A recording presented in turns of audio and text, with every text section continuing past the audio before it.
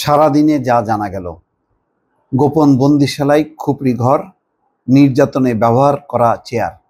প্রথম আলো রিপোর্ট। দর্শক, আজকে শুধু প্রথম আলো না, সবগুলো গণমাধ্যমে এটাই প্রধান খবর যে আয়নাঘরের 3টি জায়গায় প্রধান উপদেষ্টা পরিদর্শন করেছেন।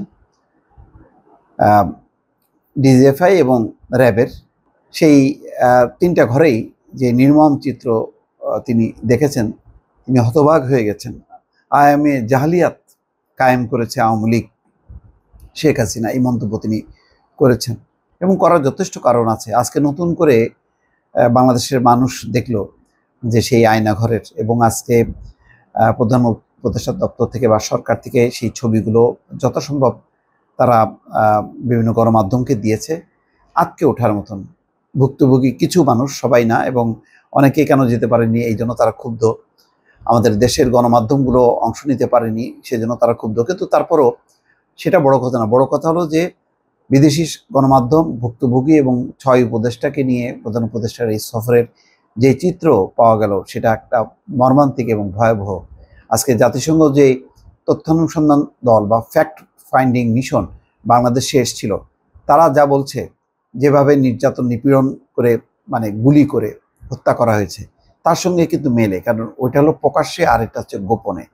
অর্থাৎ গোপনে এবং প্রকাশ্যে শেখ হাসিনার হাতে কি পরিমাণ মানুষ নির্যাতিত হয়েছে, যেটা কোনো আইন কানুন বলে কিচ্ছু না, জাস্ট কিলিং মিশন তারা নেমেছিল।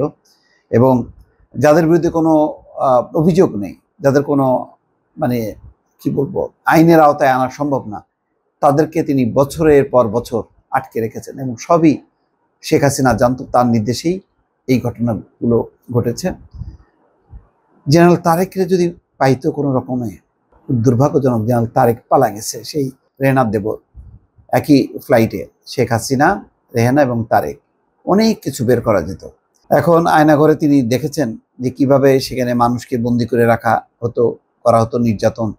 তার সঙ্গে যাওয়া এসব বন্দিশালায় আটক কয়েকজন ভুক্তভোগীর বন্দি জীবনের কষ্ট কথাও তিনি শুনেছেন। দেখলাম সেই বর্ণনাগুলো শুনতে। প্রধান উপদেষ্টার প্রেস উইং থেকে প্রকাশিত ছবি ও ভিডিও দেখা যায়, এসব বন্দিশালায় রয়েছে খুপড়ি ঘর, যেখানে আলো বাতাস পৌঁছাতে পারে না বললেই চলে। রয়েছে নির্যাতনের জন্য ব্যবহৃত চেয়ার, অর্থাৎ ইলেকট্রিক চেয়ার। বন্দি থাকা মানুষেরা দেয়ালে যা লিখেছেন তাও রয়েছে। পরিদর্শন শেষে অধ্যাপক ইউনূস গোপন বন্দিশালাকে বিভৎসতা ও নৃশংসতার উদাহরণ হিসেবে উল্লেখ করেন। তিনি বলেন, আয়ামে জাহালিয়া বলে একটা কথা আছে না, গত সরকার সেটাই প্রতিষ্ঠা করে গেছে, এগুলো হচ্ছে তারই নমুনা। মানে